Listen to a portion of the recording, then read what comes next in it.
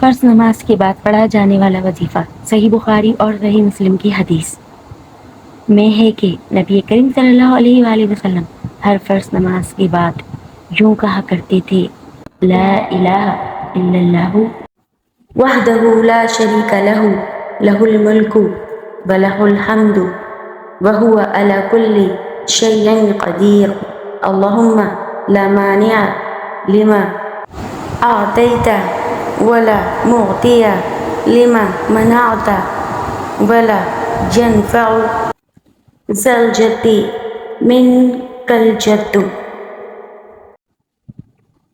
یعنی اللہ کے سوا کوئی معبود نہیں، وہ اکیلا ہے، اس کا کوئی شریک نہیں، اس کی بادشاہی ہے اور اسی کے لیے سب تعریفیں ہیں اور وہ ہر چیز پر قدرت رکھتا ہے۔